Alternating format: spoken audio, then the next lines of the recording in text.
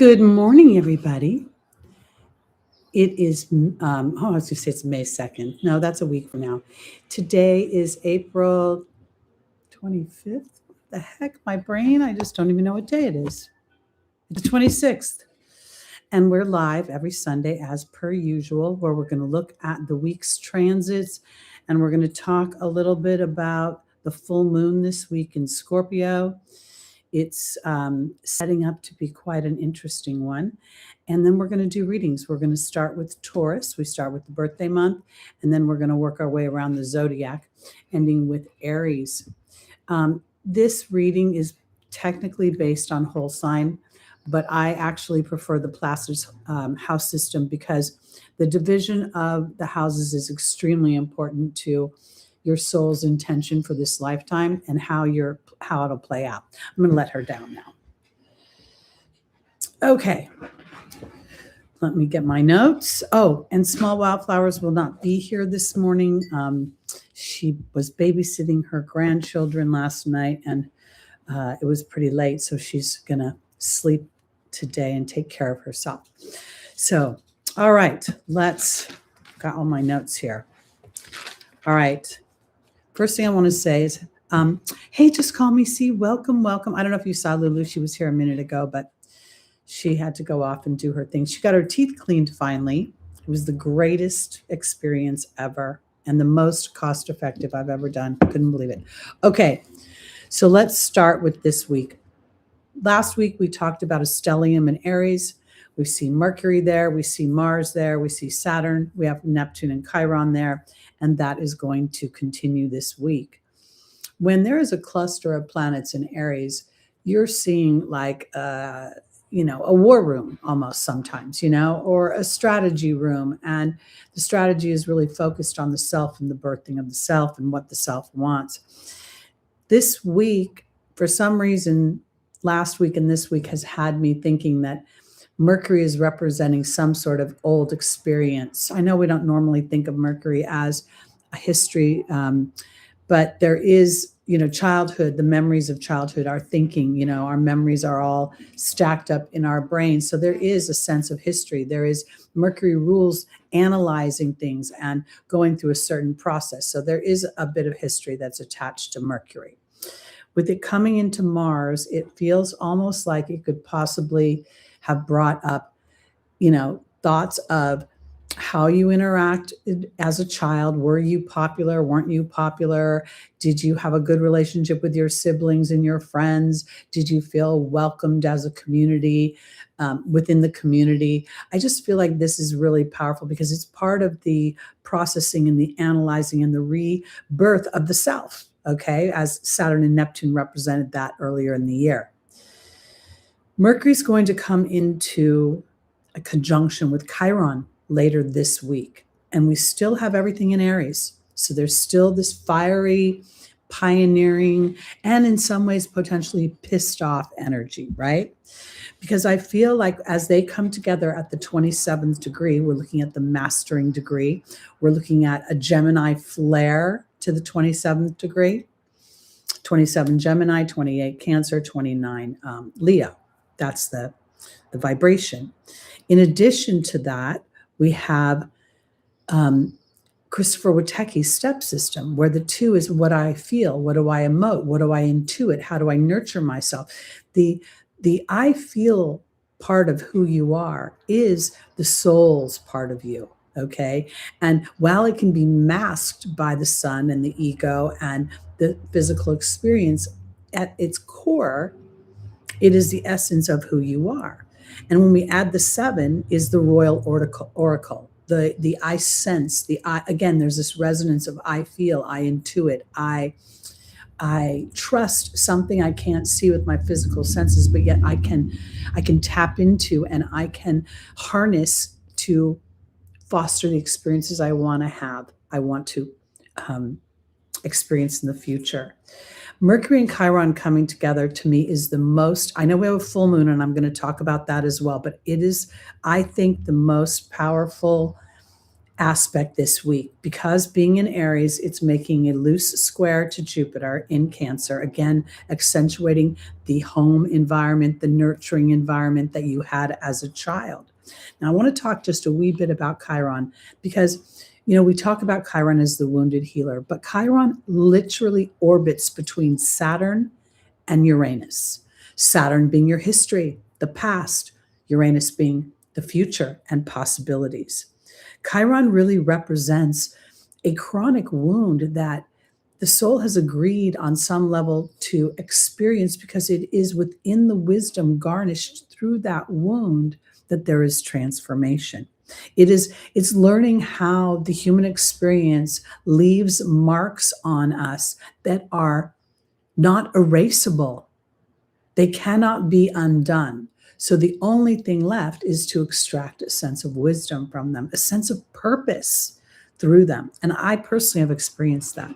So Chiron represents that bridge between the feral, the beast, and the civilized and the human. It represents the unconscious reaction versus the intentional conscious action. It truly represents an epiphany and an awareness that suffering is where wisdom lies. And it is through wisdom that I feel purposeful. So there is a lot being offered, because Chiron, has been floating in these last 26, 27, 25, 26, 27 degrees. It's going to ramp up and move forward, and ultimately this year move into Taurus.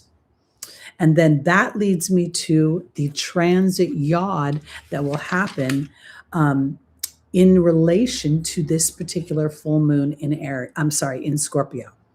And I kind of want to play the idea that this full moon in Scorpio, we have them every year during Taurus season, but we don't always have a stellium in Aries. We don't always have the co-ruler of the full moon in its ruling house and hugely activated by Mercury, by its transit through, because it starts off in a conjunction to Mercury. It was tighter last week, and then it moves away from Mars and closer to Chiron.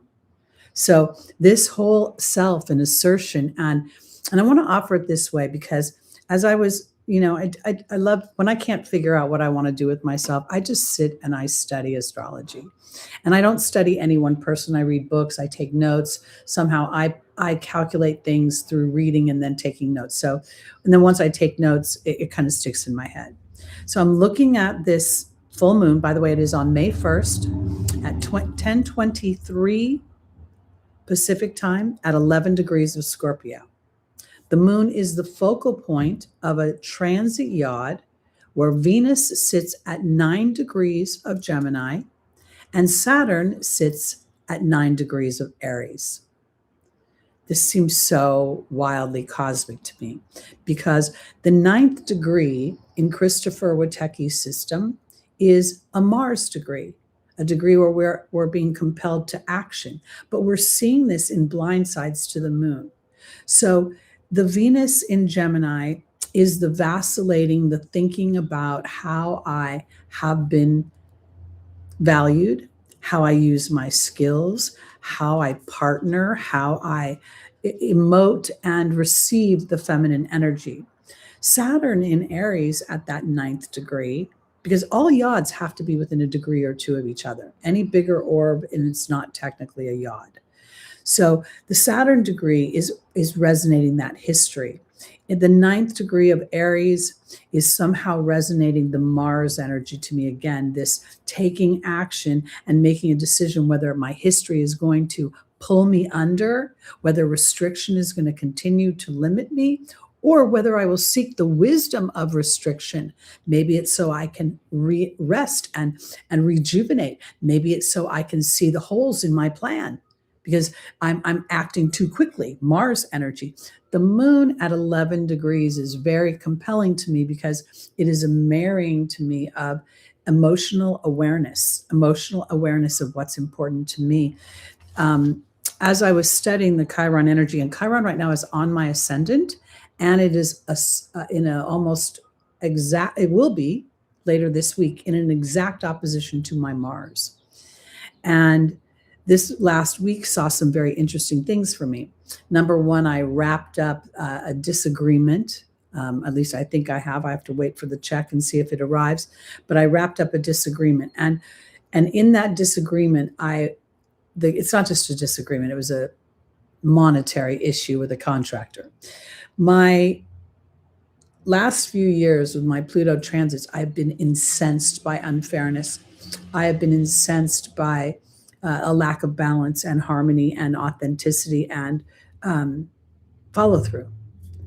And over the last few weeks, and as I was reading this Chiron stuff and studying that, and I was also studying some other things, I was realizing that this whole time Spirit has been using these experiences and the planetary activity that's happening in Aries, which is where my South Node is and my ascendant is helping me to recognize that I'm going from being instinctual, that primal part of Chiron that wants to just act like a feral beast, and then the civilized part of it that says, I got to think long term.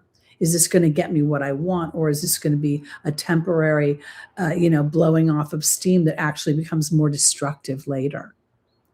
Because that's where the wisdom lies.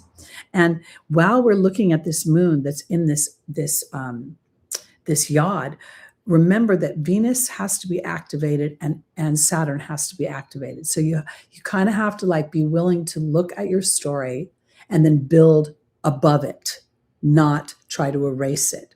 Because Chiron inherently will talk about a wound that is not erasable. It can only be used as a foundation to build a stronger structure. So the quincunxes are not being able to see the road clearly, which is accentuating having to feel the road versus, and this is not feeling the road that has been, it's feeling the road ahead. And I think that's further evidenced by Mercury coming into conjunction. Will I think about the wound and what I cannot change, or will I turn my head and take power in the idea that my thoughts are things, and that momentum will start to draw to me the components I need to live a more authentic and fulfilling life? Now, at the same time, this is the moon in the yod. This is a full moon in Scorpio. So what's the sun doing? The sun's over there in Taurus at 11 degrees, making a half square to Venus and to Saturn.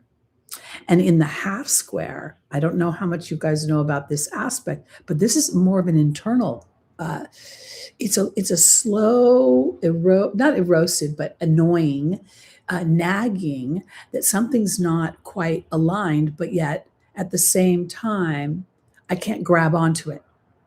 I can't, it's a kind of an energy where you're not feeling your mojo, you're not feeling sure about your steps. You might be, second guessing yourself. It's an internal conflict, a mental irritation, and it's felt more in a psychological dynamic. Now, this is in relation to the sun in Taurus. The sun in Taurus is your value, your skills, your voice. How do I express my opinion? So you could feel the moon is accentuating my value, my skills, my Venusian energy, my partnerships, my feminine energy. Saturn is accentuating the potentials of the past and the future. And on top of that, because I want to say this too, the sun is making a loose trine to the South Node in Virgo. So there can be some kind of awakening during this full moon of a psychological imprint that you've had your whole life, just like you've had this pinky finger or this thumb. You don't pay much attention to it unless you need it.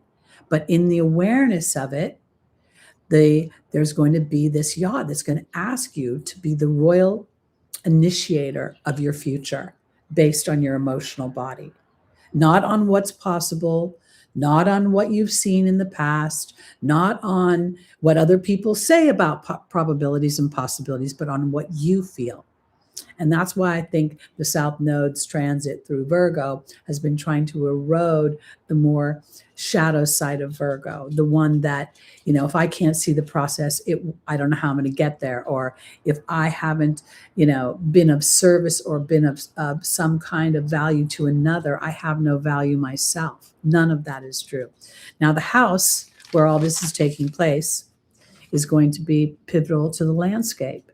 So for me, Scorpio is actually my 7th house in Placidus. And I think that's important because I have such a late degree Aries rising.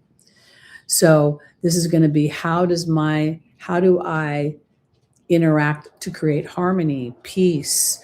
How do my partnerships ebb and flow? Where is the power and control there? So, if it's in your 11th house, it could be, having to do with your willingness to initiate visions of your future and your dreams. So I think that this is going to be, obviously these are times that are beyond what we've had in the past. And to say they're unprecedented, I don't know if that's necessarily true because, I only know about this lifetime. But I do think that in this lifetime, the choices that are coming for us as co-creators and manifestors is much bigger than we've ever experienced. Now, I want to offer this too, because there's a couple of things that we don't talk about when we talk about the sun and the moon. The sun represents also the male energies in our lives, the authorities in our lives, the leaders in our lives. So the illumination may, have a little bit to do with Scorpio, with your ego, but it may have to do with other people around you. That half square could be the influence your father had as a child on whether your dreams were possible.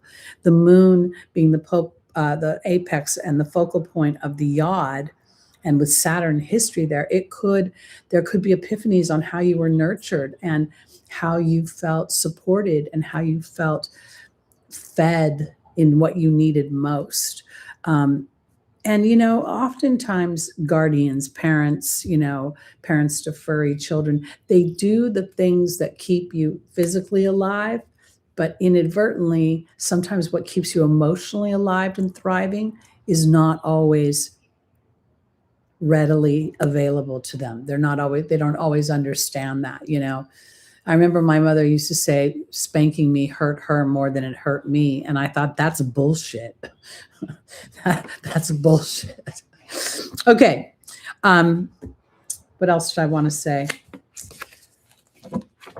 Did I have something else I wanted to say? I think that's it. I think we're going to go on to our readings. As I mentioned, Small Wildflowers isn't going to be with us this week. And I believe next week is Mother's Day. No. Next week is May 2nd. Next Sunday is May. What is the date? Let me look at my calendars because I never know where I am. Yeah, a week from Sunday, I think. Let me pull up the calendar because we're going to take Mother's Day off. So where is May? May 10th is Mother's Day. So I think it's 2 weeks from today. I just want to give you a heads up. Let you know about that. So all fur baby mommies, all reptilian mommies, all human baby mommies will have hopefully their day honored. All right, let's start with our Tauruses, rising, moon, sun, and stelliums. We're going to pull a tarot card and then do our angel reading and see what's going on. And welcome, by the way, I didn't even mention this. Welcome to the new energy of Uranus in Gemini for the next 7-8 years. All the outer planets have clicked into place. And this truly is the beginning of a new paradigm. And I want to offer this because wherever you sit today is not what has to be tomorrow. So if there is a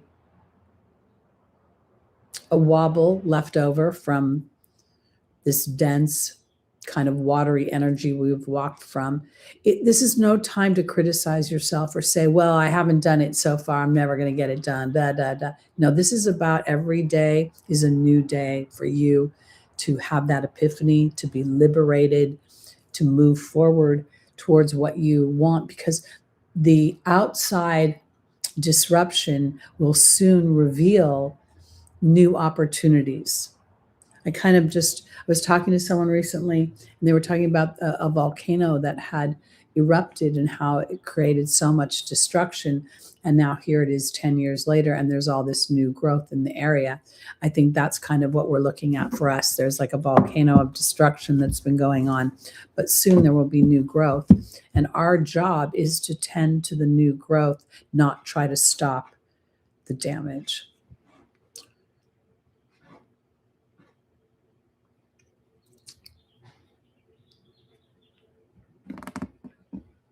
I want to offer a lot right now. I don't know if I said this to you last week, but it absolutely has been a theme this week for me. I keep getting this feeling like God is knocking, if there's God. I don't know if I think there's God. I think there's source, but I'm getting this knocking on the door that when my time comes, and the life review that I've always thought was going to be sort of this rundown of me being an asshole somewhere in life. Oh, you were an asshole here, you're an asshole there, you were mean here, you were dismissive here, you were blah, blah there. God said, none of that's going to happen unless you want it to, if I want to look at it. What God kind of said to me the last couple of weeks is, we're going to review how much fun you've had. And it may be a short meeting if you're not careful. So I want to offer this to you as you're walking through this disruption, because I think this is an opportunity to turn away from whatever isn't working. And I don't mean like ignoring the plumbing or ignoring paying your bills. I mean, not allowing yourself to get into the swirl.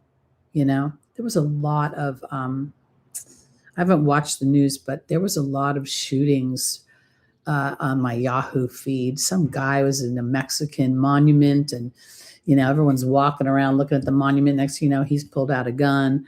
I think there was a shooting at a White House correspondent meeting, and somewhere else there was. I mean, if you look at all of this, it can be extremely defeating. And I want you to think that you are the lighthouses, that as when you don't keep your light on all day long when no one will see it. You don't need to. That's your time to rest and rejuvenate. But as you keep your light on for your own hope and your own happiness, that will help neutralize at least your immediate environment, which will then stand out. All right, Taurus. Your weekly tarot card is the Eight of Swords. Eight of Swords is an interesting energy because it's an energy of co-creation of our own indecision, our own confusion, our own inability to move out of the box or the predicament that we feel we're in. Oftentimes with the Eight of Swords, there's patterns of permission that we give ourselves or don't give ourselves that keep us locked in. So as you're going through this particular week, we're going to look at what the angels are going to say about this. But in this deck, we've got the eagle flying above it. We see that the swords colors are interesting because there are 4 swords that have a red handle, and there are 4 swords that have a blue handle. So this is a fight between security, that root chakra, and then thoughts that take me into a new place. Also, for Taurus specifically, Taurus rules security, the material security that allows me to live a comfortable and peaceful life. It also rules the voice, which is the voice of your opinion. So here, the eagle flies high above these swords, and I think that maybe during this solar return, because most of the swords that are blue, or all the swords that are blue, are pointing directly into the heart, whereas the red-handled swords are sort of disrupting that. So this would indicate that there could potentially be this new moon and the squares to the sun in Taurus, creating that inner, it's a half square, by the way, creating this inner tension, this, am I strong enough? Am I smart enough? Am I capable enough to really move myself where I want to go? And I think that this is where the eagle is compelling the thoughts above where you've been.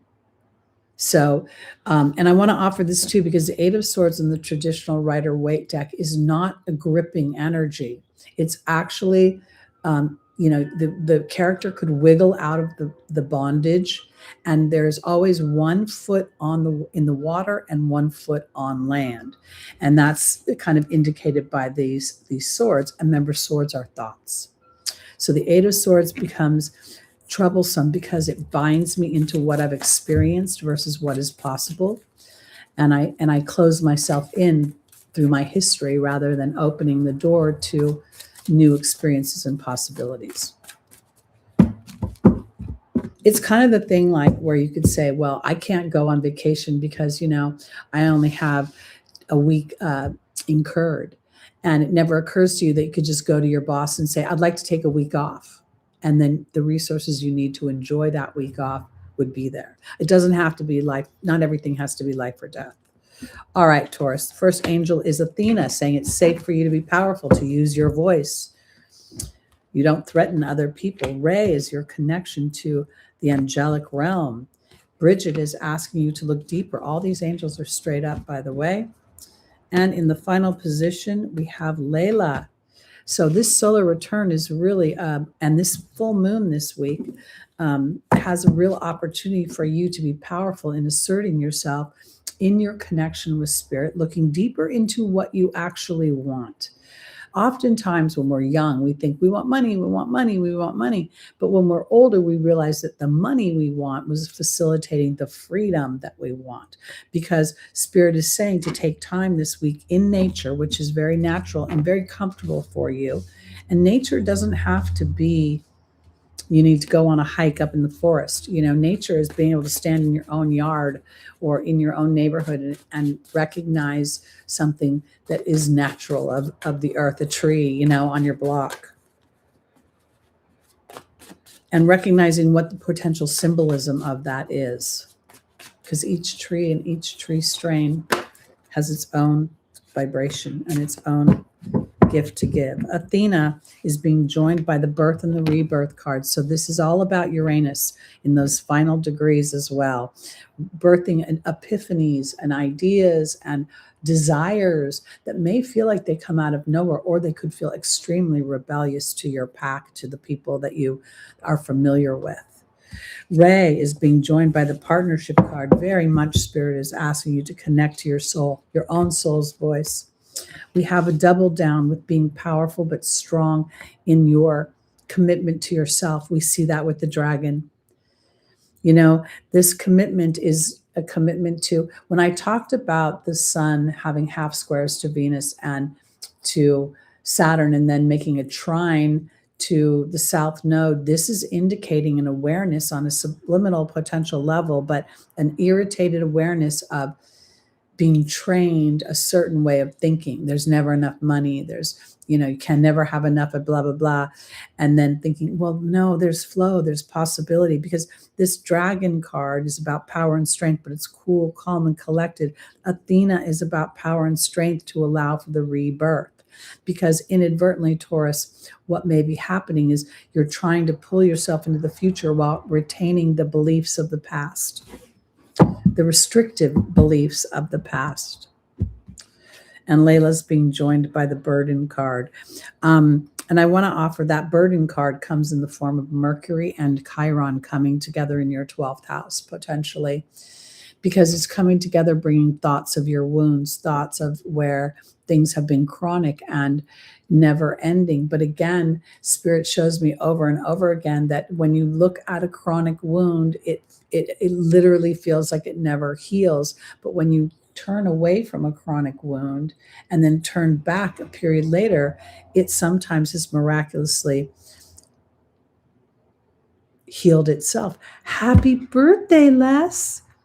Happy birthday, my Taurus friends. I love Taurus. I'm a Taurus moon. So I think that what this solar return read is for Taurus is truly a rebirth, as evidenced by Uranus's transit through your first house.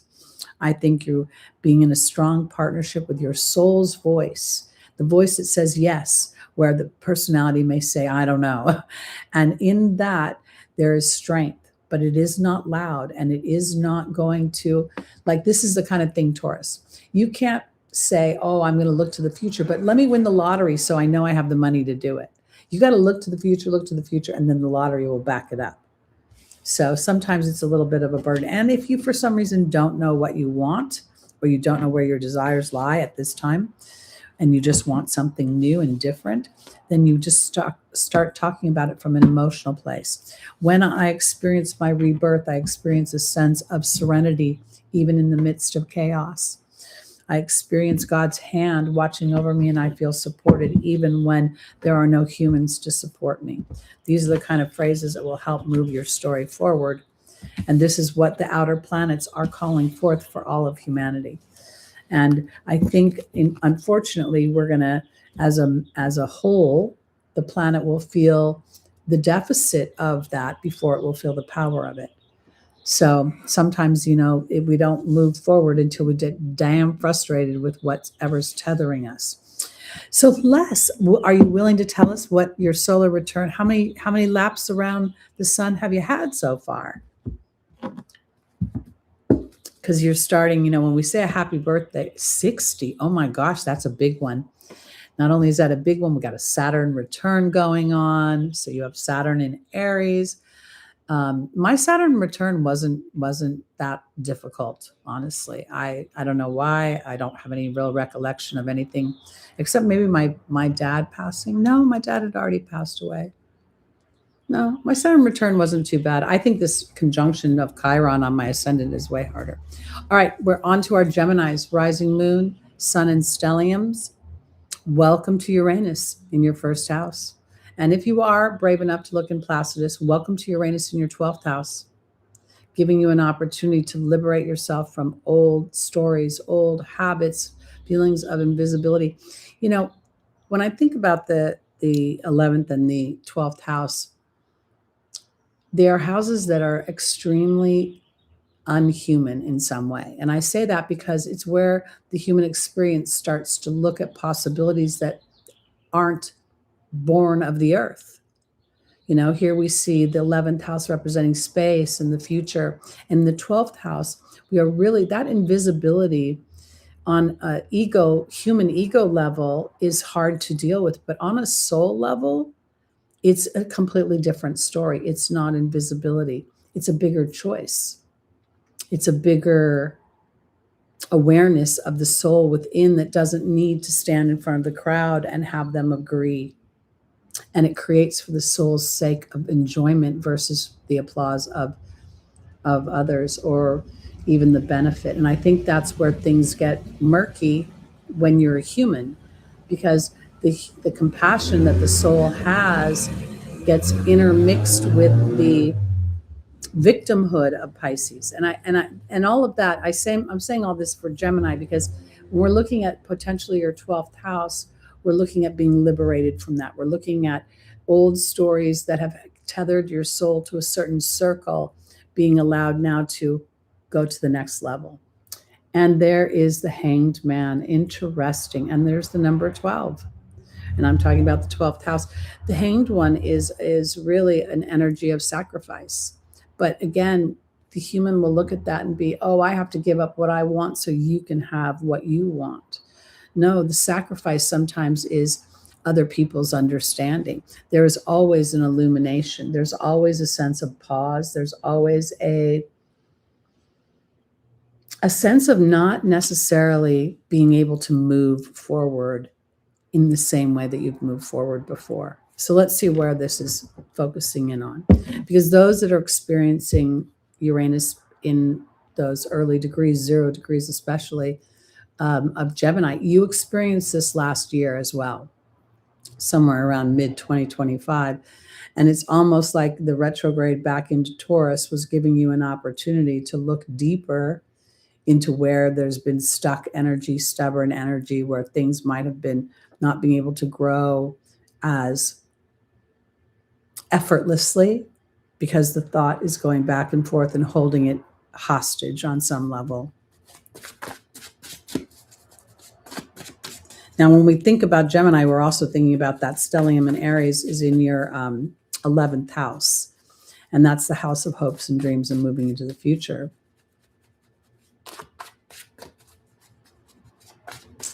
I got to tell you, when Uranus moved over my ascendant, then it moved over my moon. These were not bad, these were not bad transits at all for me. They were very liberating. Like when it moved over my ascendant, I will say I quit my job unexpectedly. And that was really random, honestly. But there was this weird, it's time, I was listening too much to Wicked's, what is that song from Wicked? Defying Gravity.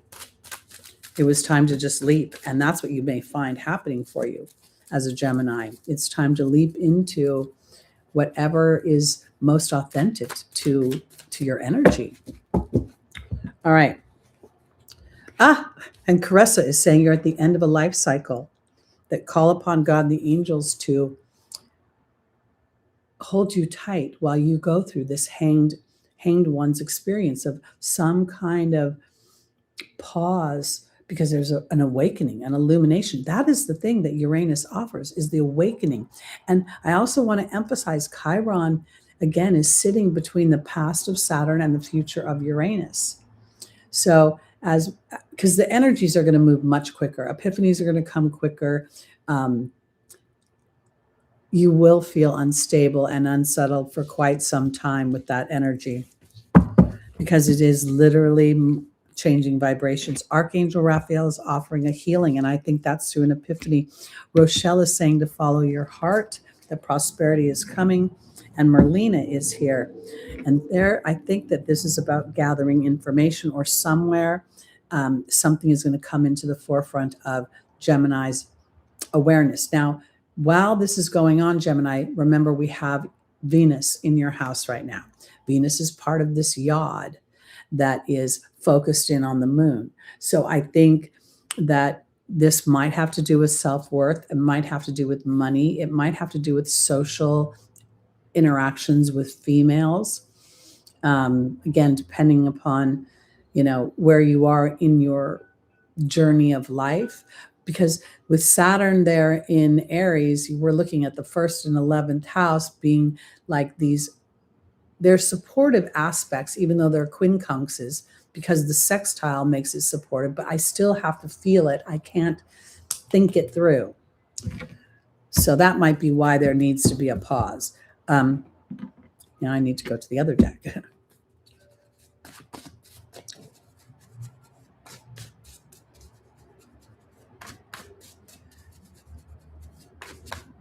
Yeah, it's hovering right now at 27 degrees. So that's still within orb of your ascendant, completely refreshing and innovating your sense of self. And I think that Uranus representing the future, Taurus kind of echoing the Saturn energy of history, is really asking sort of that Chiron question. What good does it do to focus on that which cannot be changed? It can only be transformed. Oh, Cece pups. That's going to be a big stellium. I have Uranus in Leo as well. But that Mars and Venus in Leo, that's all going to come under Jupiter, and the South Node are going to go like this over Leo. That's going to be interesting. All right. Gemini, Caressa is being joined by the Queen. Archangel Raphael is being joined by the Bee. Rochelle is being joined by the Truth card. And then finally, Merlina is being joined by the Joy card. This is fabulous, honestly, because this hanged one is asking you to stop, drop and roll. No, I'm kidding. That's what we learned in nursery school. No, where are you being treated like the queen in your life? Are you treating yourself like the queen in your life? And if you're a male, I don't care. Are you taking care of you? Are you allowing yourself to receive the things you want? Are you overthinking things? I really think that the conjunction between Mars and Mercury, and now Mercury and Chiron this week, Mars and Mercury last week, coupled with Saturn's influence in Aries, is bringing up, and the square to Jupiter is all bringing up some sort of history, some sort of awareness of how childhood was either so fabulous, I want to recapture it, or it was so nasty, I want to rebirth a new version of it. Because Archangel Raphael is literally offering a physical healing, and you have victory ahead through your being energy. And that would be coming through your heart versus your head.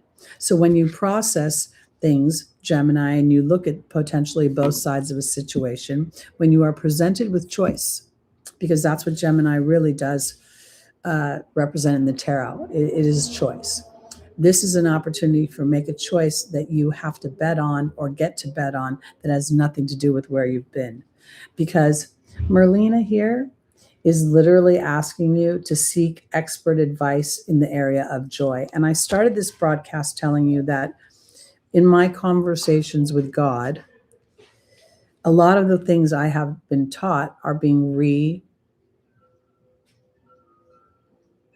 revisited. And when God said to me, we're not going to look at all the things you did that sucked, and by human standards, when it comes to your life review, we're going to look at how much did you listen to the voice of your soul? How much did you have fun? How much did you celebrate who and what you are and your originality? And did you only celebrate it in as much as other people would celebrate you? Because that's a divot. And that's why I think Uranus is so powerful, and why I think this new age of Pluto going into Aquarius, Uranus is homeland, and excavating anything that is Saturnian and holding us into a limited, rigid structure that won't birth a future. It won't birth possibilities. Because that's what I was saying. The 10th and the 11th house are about possibilities you can't see with the eyes. You can't grab onto them, even if they're earth signs in your chart. That's just one layer, is being able to ground them into that earth plane. But for the most part, that's where the soul transcends the whole other 10 houses. Okay, on to our Cancers, rising moon, sun, and stelliums.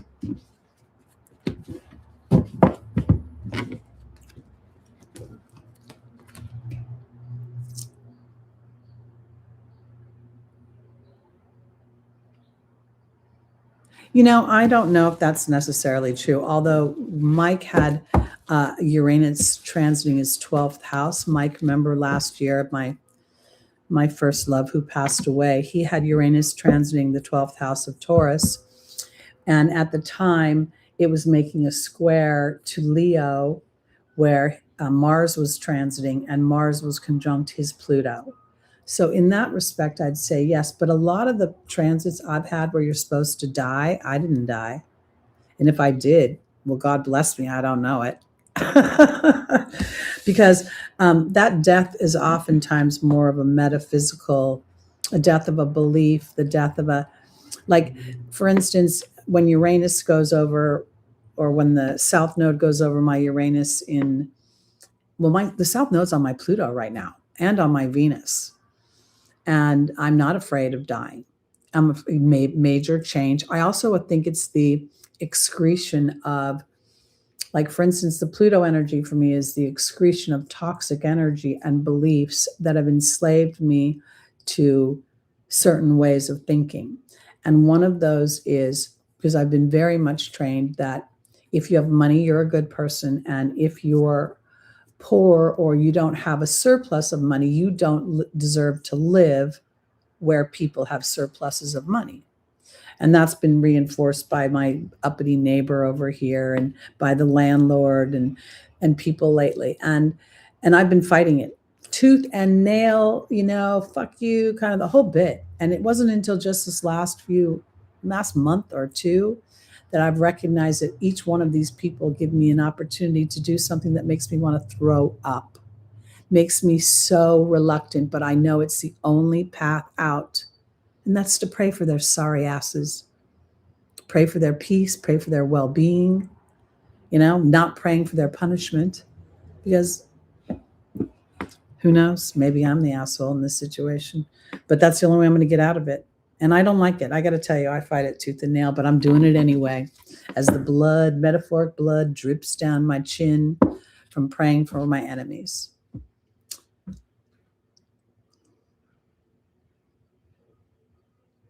Mike was my first love, and somebody who I was still in contact with, and we both still had a great affection for each other. And his passing this last year has been the hardest thing for me ever.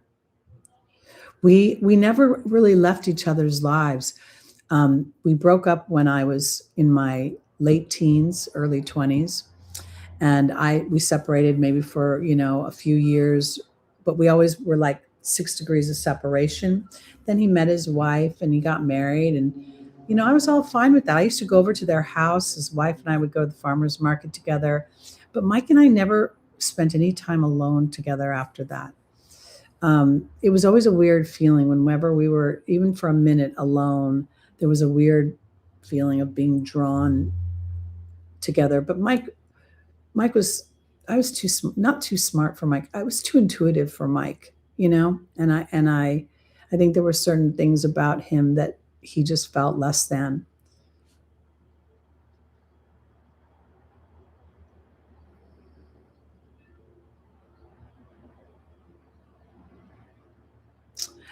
They had one child as well. And it was just very interesting. But no, I would consider, Mike used to text me on every holiday for years. And his birthday's May 9th. And partially the reason why I want to take Mother's Day off is because I'm pretty sure that I'm going to have a weepy day, because it would have been his 70th birthday. We talked about it last year. I could cry just thinking about it. So I don't know. This is really for a person who has dealt with death a lot and been kind of comfortable with it. This one I'm not comfortable with at all. Not at all. Whew. Okay, on to our Cancers, right? And that's where we're going. The Three of Pentacles, but it's upside down. Interesting. As I said that, I immediately felt like maybe this is not so much about the lack of teamwork, but that you don't need a team. Let's see where we're going. Queen Leo, it's so nice to see you in the room. Every day I light a candle for Mike. Every day I ask him, how's the afterlife? Are you fishing? Are you surfing? Are you skateboarding? Are you motocrossing? Are you having fun? Yeah. I just liked knowing he was on the earth, I just liked knowing he was here. So, and now he's not. And you know what else is interesting? Because Mars rules surgery, remember? Pluto rules surgery. And Mike died of a colonoscopy. Unexpected that he would be punctured, and that would make him, he literally bled out, I think. All right. Cancer, Three of Pentacles. Where are we going with this Three of Pentacles? Grace and Antoinette, card of compassion, seeing another person's point of view. We've got Yvonne, the angel of vulnerability. Caressa, you're at the end of a life cycle. New happiness awaits you. And then Aurora, very interesting. I got to tell you, I think that this little Cancer energy today is about, Cancer is the sign of the mother, and theoretically the mother is the nurturer. She's the one that sits down at the table and her meal is cold while everyone else's was hot. It's a series of sacrifice for family, home, and hearth. But I don't know if that's such a great example to set for your children or for your grandchildren or for anybody, frankly, because when you over-sacrifice something, there builds a resentment. It's just hardwired into the human apparatus. You can't help yourself. The human apparatus wants ebb and flow. So this Three of Pentacles is ringing to me that this is not only a teamwork card, it's also a card of consulting other people. When you look at the traditional Rider-Waite deck, as it appears to me, there is an apprentice of some kind, or a painter, or somebody who's standing on that bench, and they're executing the other two characters' desires for whatever this creation is. So to me, when I see this upside down for Cancer, it's like it's time to not execute someone else's plan. Maybe it's time to execute yours. Grace and Antoinette, oh yes, it is exactly what they're saying. Because it's time to have self-compassion as you sit in the Queen. This is a card of reception, not of action. And that might be what's so hard about the idea of Cancer squaring Aries. And there's a stellium in Aries right now, which technically is your 10th house. Let me check just real quick because I got my cheat sheet here. Yeah, no, Aries for 10th house. Okay. Because that 10th house is also a house where we see mother-father access, the career versus the homeland, or the root, the 4th house. Because where I'm going is the outer planets have shifted into a dynamic where as we thrive, as we expand, as we grab our genius and and execute that into the 3D world, we are literally nurturing those that might live in a wobble about that. So I actually think that this is having self-compassion as you allow yourself to execute your feminine power. And that doesn't mean that you have to be a woman. The feminine power is one of reception. It's a co-creation with the universe where you put out your intention and then you know that there's a gestation period. Yvonne is an angel of vulnerability. I'm vulnerable to something. And in this particular deck, it's the nurturing energy often of the mother for me because I never was a human mom. I was only an animal mom. And so, I understand on some level the vulnerability of loving another thing more than you love yourself. But here, self-love is what is going to open the door for the Cancer to feel the exchange of energy and more love coming towards them. So as Caressa is here, ending the chapter of a lack of truth, every human being, regardless of their role within the pack, has an individual desire. And each person on the planet as a soul has the right and the privilege and the opportunity to nurture that individuality, which actually nurtures others in a much better way. It's very much Jesus. You can give them a fish, that's Cancer, or you can teach them to fish, that's Beta. And here we go. Aurora's saying that you have a new life ahead of you because the cat is representing independence and healthy boundaries. But the healthy boundaries are not about keeping people at bay. When we find our value in serving other people, it can get very blurry, that line, because if you're not serving yourself, if you're not resting, if you're not feeding, if you're not relaxing, you're not really serving, you're enslaving. And that becomes a little bit sketchy because ultimately whoever is the object of that gets funky when the resentment bears itself. So I want to offer this for my Cancers. Loving thyself, feeding thyself, resting thyself, nurturing thyself is the expansion that you have to offer, is what Jupiter, it is a higher realm. Jupiter's exaltation in Cancer to me is a higher awareness of myself as a soul, as an energy that is beyond the physical. Because literally Jupiter co-rules Pisces, which is being able to travel to other realms that don't exist in the physical. So here, when you start to connect to the bigger picture that you are a steward, that you are not here to sacrifice your life, but to help guide through your own experience, your own expansion, your own connection to that deeper part of yourself. And that independence will actually have you appreciated and probably getting more warmth and exchange of energy that you're looking for than maybe you're getting now. So happy birthday. Yeah, that Les's birthday is today. Happy birthday, Les. And hi, Bonnie. It's great to see you in the room. I think we haven't seen you in a while. Hi to everybody. I didn't scroll, but the way this setup is like, I just have terrible lighting. And I kind of like terrible lighting, and then I don't like it because terrible lighting softens the 66-year-old face, and yet I can't really see the chat that well. That's a great way of saying it, Lucy. Yes, terrible lighting can have its benefits, exactly. Okay. I think I'm getting better with my sourdough making, by the way. I have to tell you, I made 2 loaves this week, and the second loaf I added bacon and cheddar cheese, so it still needed a little bit of tweaking, but the original loaf that I made, mwah, so excited. I'm really digging making sourdough bread. Okay, I really love it. All right, and I make my own fresh bone broth, and it's been helping with my joints. So I'm really enjoying cooking lately. God, I should look at my progress chart. Okay, let's go on to our Leos. The Emperor. Interesting.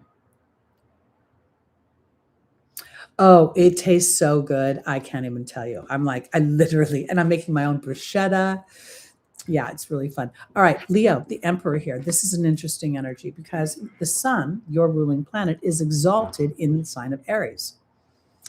So when I look at this emperor, this would be an even stronger energy of taking the reins of your life and where you want to go. And I want to offer it this way because the opposition to Pluto, so anybody who's, a Leo sun, Leo rising, Leo moon in the, you know, 3 to let's say 7 degrees for a real tight orb is feeling Pluto's opposition. And that would be where something outside of yourself is literally mucking it up. It's saying, I'm going to challenge you on a deep level to see if what you want is really what you want. Because that's what Pluto does. It's a psychological gaslighter if you're not careful. It'll tell you what you want isn't that important. This is the thing. That is not what Pluto wants to do. But if Pluto doesn't enlighten you into your own unconscious roadblocks and barriers, it can't get you where you want to go. You can't rise like the phoenix. So when I look at this emperor right now, I'm like, Leo, you got to be an adventurer. You got to be a pioneer. You got to be willing to go through the uncomfortable duplicity of these two horses. And yet at the same time, stand on or sit on your throne, knowing the eagles that sit on your shoulders are literally your strength. Your strength is being able to kind of see how, and this is the beauty of Chiron, it is through the chronic wound that wisdom is garnished and purpose is found. And that's what this is what's going on here, because Pluto is going to bring up some kind of wound, some kind of issue. It's either somebody that actually exists. It could be a financial issue. It could be a sexual issue, where, you either withhold yourself from sexual joy because you're, afraid of losing your head. I mean, there could be a lot of different dynamics. And with my audience, I kind of think that we're a little bit more seasoned on the planet. So these are things that come up maybe from the past that still have a grip on us, and they're expressing in different ways. So let's see where we're going. I'm making another loaf, by the way. While I was getting ready this morning, I was making my dough. It's fermenting right now and be ready to shape maybe in about 6 hours or so. Oh, can I show you something? Oh, wait, I'll do Leo first. Hold on. Between Leo and Virgo, I'm going to show you my bread. Okay, first one, Caressa, end of a life cycle. This is all that the outer planets shifting, that's the end of the life cycle. I really do think it's not necessarily that each individual is going to experience a terrible death or something awful. It's this end of slow minutia. Like, think, you can't, at least I cannot swim fast in water.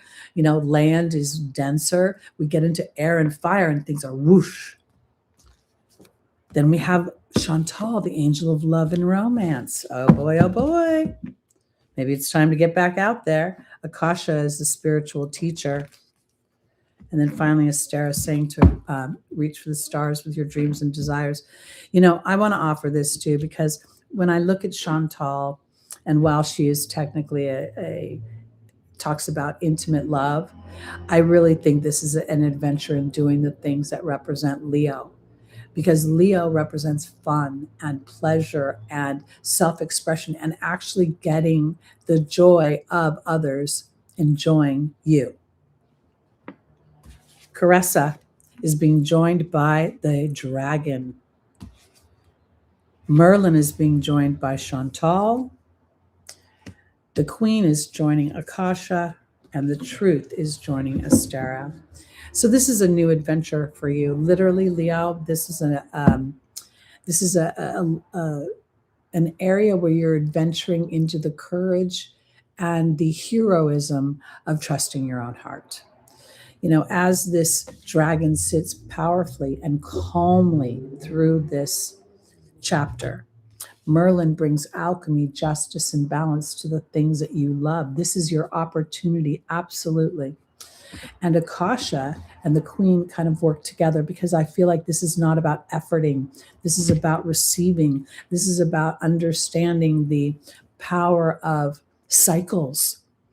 And maybe on some level, one cycle closes, Caressa, but that opens the door for a new cycle because Astera is saying, reach for the stars with your dreams and desires and this deeper truth. Well, I want to offer this because Queen Leo, your ankle and your foot may be slowly getting better, but maybe they are giving you an opportunity for other parts that can't be seen of your Queen Leoness that need more time before moving forward. We are always in a hurry somewhere, you know, and sometimes, especially when I think about the foot and the ankle, you know, where am I walking to? Because this period of rest may be setting you up. This could be the end of the period of your foot being, and now it will be stronger and more powerful because you'll walk more intentionally, more like a magician, knowing that the balance comes from now this period of time has compelled me over here. You know, the main thing that I've recognized over this last year is how much my ego is desirous of other people's applause. And I would not have necessarily characterized myself before that. But what I've noticed is that some of the endeavors that I do, that I say that I love or I have done, if they don't get the response that I want, I don't complete them. Thank you very much, Aries rising. And there's a series that I'm doing, or I still am going to finish, about the children born in 2024, 25, and 26. I might even go into 27. And the video got like 43 views. And that has been a learning lesson for me in the respect of how much am I willing to do something just because I love it? And do I only love it if other people love it, or other people agree with it, or other people applaud it? And I really feel like that's where my personal life journey is at a fork in the road. Because do I let the lack of response steal the joy that I had when I created it? And I think that's something that's going on with Leo as well. I'm just saying. And I got to tell you, Leo, when there's going to be some stuff going on. I mean, I haven't explored it, but I've been feeling the power of that South Node as it moves into Leo, and then we see Jupiter move into Leo. Something historically could take place. I mean, this is where the fun part happens, because if the South Node rules old habits, things were familiar, and Jupiter comes in, it could be the expansion of creativity and things about yourself that are natural, that have been up until now contained. Now you got Pluto opposing you, which is at this time breaking up whatever that psychological blanket is. I tell you, I really, the more I do astrology, the more I feel like I must have done it before, because there's things about it that just feel like they click into place for me. All right, Virgo, here we go. You ready? The Temperance card. I love this for Virgo right now, because there's always two paths. And sometimes Virgo can only go down the path that they can see. So the South Node going through that, because this is what I love a lot too. So much is based on us getting back into that emotional body. When I talk about the emotional body, I know sometimes it just clicks in people's brains like, well, I don't feel good today, or I'm feeling melancholy. That's not the emotional body I'm talking about. That's the human body that does that. It's comparing things, and it's emoting things through its relation to others. The true emotional body is aware of things that are beyond the physical experience. And it is through duality that we are inspired into things, how we really identify and define what it is we want. So I'm not just seeing this as balance. I'm seeing this as a choice on paths to take. I'm seeing this as Virgo having an opportunity to know that things don't have to be in a certain process, that maybe there are two ways to get to the same destination. And because you've been going one the same way all this time, maybe you've missed some scenery. I don't know. Let's see.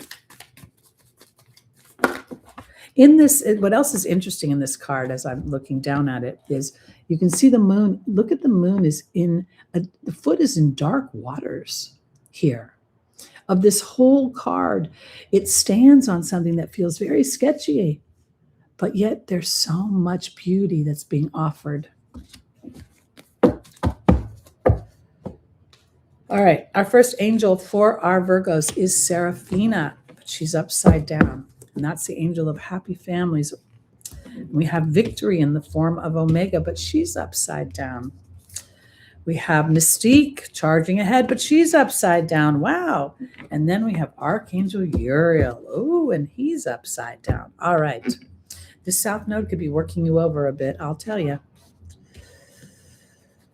And, this is the thing, too. We talk about the rising sign, but the other components in your chart, if your moon is fixed, if your sun is fixed, if your Mercury or Venus is fixed, if you have fixed energy, even with the Virgo mutableness, you could inadvertently think that there's only one path, and we're trying to break that up as the South Node goes through your first house of self.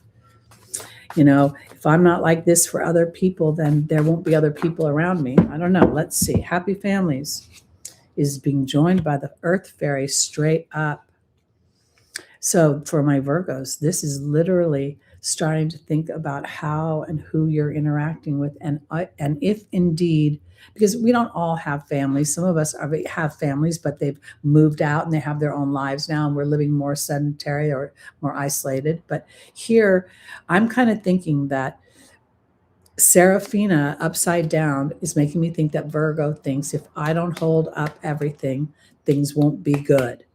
And the Earth Fairy is kind of on some level maybe double downing on that, because the Earth Fairy is representing foundations, but it's also representing physical health. And I'm wondering if this is not being a bit erosive to you, or if you think for some reason that you have to do everything or be everything for everyone around you. It would be maybe a slowdown in that, or a rethinking of that, or that it's actually having the opposite effect. The Victory card is upside down in the form of Omega, and it's being joined by the Love card. If you're in too much process, if you're in too much, let's get it done right, versus this is the little shadow side of Virgo. God bless. Okay. I have my Venus in Virgo, I have my Pluto in Virgo, and there's a part of me that can be very critical, very perfectionist, very to the point where, flaws become huge crimes. For me. So here, I think this is an infusion of love. I think this is an infusion of a looser energy, of a more not so, because with Mystique saying to keep charging, oh my gosh, and look at this, the burden came. They don't want you to charge ahead the way you've been. They want you to reassess things. I actually think this is about maybe relaxing. Maybe this is, of course, it may be uncomfortable for you to leave the house, or something undone, or, and I want to offer this too, because I just got the image of somebody who's very dutiful to maybe a family member and not a child. Maybe it's a parent, maybe it's a grand uncle or something. There's something about Virgo assessing their service to others, and also finding a win-win within it. Okay, rather than just giving. Because with Archangel Uriel upside down, there's a resentment growing. Something's happening. And if indeed you're over giving, over delivering, over making sure it's done properly, that might not be working for you. And there's the Trust card. I really think this is a Jesus take the wheel moment, but you're not giving the wheel to Jesus, who you trust. You're giving the wheel to your grandson, or your brother, or somebody that you're not sure you do trust. And you're having to walk through a dynamic where you're just kind of saying, all right, I'll just look at, it's kind of like this. It is literally having to not engage in something where you have up until now potentially drove the bus, controlled the situation. If there's going to be a recalibration of something, it's got to be infused through love and through a more loosening of the reins. I don't know how else to say it. My stepmother, God bless her soul. She's the type of woman that is very Saturnian. She follows all the rules. She goes to church every Sunday, and her rules are so oppressive. When my dad died, suddenly my sister and I became on rotation of her habits. So where she never came to visit us before, every 2 weeks now she's wanting to come visit me, either me or her. And I'm like, why is she visiting us so much? It was part of her recalibration of her habits. I just think Virgo is going through a situation where maybe you've got to like just let it go, let it go. Can't hold me back anymore. I put them on manual, so I thought they weren't even coming up. I tried to make them as conservative, the ads, as possible.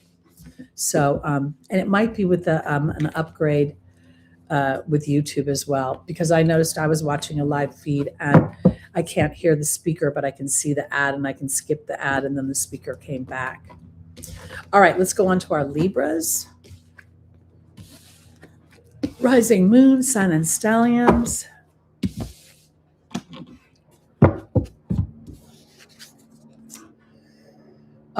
We have the Prince of Wands upside down. Prince is a page. Wands is fire. Let's see where we're going.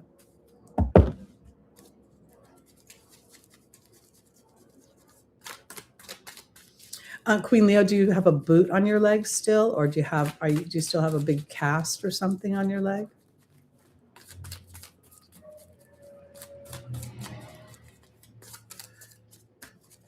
Just had this image. I think you're living on the East Coast. I'm not sure. Maybe it's New Jersey, but I had this image of you sitting in a park. No, down to one crutch. Oh, that's good. Have you gone and just sat at a park and just watched, like literally like a park where people are swinging and playing? I'm almost picturing like not like a Central Park, because I don't know if they have one around that big, but I was just picturing you kind of sitting in a park and just taking in the energies around you in observation. I don't know why. All right, Libra, Prince of Wands is upside down. We have Archangel Michael upside down. We have Opal, she's straight up. We have Sonia straight up. And we have Astera. Is that park too far for you to go to? Because for some reason, I feel like Spirit would like you to go sit on a bench and just take in the scenery for a while. Maybe feel the sun on your face for a few minutes in town. Yeah, I don't know. I don't know if you can hobble your little self there, but I think there might be some sort of spiritual message that comes through. Keeping your eyes open, observing something. I just see myself sitting on a bench, watching people. Maybe they're walking with their dogs, strolling with their kids, going to get a coffee. I don't know. But there's something about that. Have you been cooped up lately? Have you been able to get outside? All right, Libra, Archangel Michael is being joined by the Ravens straight up. We have the restriction card joining Opal. We have Sonia being joined by the Queen. She showed up a little bit. And we have the communications card joining Astera. This would literally indicate that Libra might be feeling a little bit lackluster. Thank you very much. I know how that feels. I feel like you might not be feeling so inspired right now. Your fire might feel a little low, but I don't think there's anything to worry about, because Archangel Michael is saying you don't need to have any courage right now. You don't need to move the story forward. It's a timing issue. And I want to offer this too, because part of my conversations with God, and when I was talking to him about joy and pleasure and all of that, and thinking that no matter all the good works that I do on this planet, which I don't know how many there are, but I'm pretty sure there's a few, and that there was only going to be focus on what I didn't do. And then God saying to me, essentially, that's a human structure. Please don't slime me that way. And then the second thing was not just how much fun that I've had, but how much I was willing to pause. How much was I willing to wait for inspiration? Because we inadvertently don't realize how many things, as we do the work of being aware, that we're still somehow connecting to our pattern through that.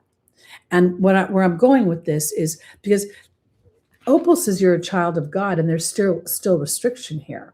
So that would be Libra. Oh, I don't feel passionate, but I need to feel passionate. I don't feel like doing anything. I just want to sit around. I just want to read a book. I just want to, go have lunch with my friends, but I should do this. I should do that. All of that. No, that's the spirit saying you can't push inspiration. You will be inspired, but you need to receive it. And you need to relax long enough to receive it. Your guides are here, or your guides are here. And here's the Queen. And finally, here's Astera and the communications card. So Libra, if you're feeling funky, I mean, especially like early Libra, you'll feel the opposition to Neptune. You'll feel Saturn. You'll feel Mars, all Mercury, all of that is opposing you. And there we are trying to plug our way through it, be productive, act happy. I don't believe that the human structure past the age of, say, 8 is designed to let you be happy.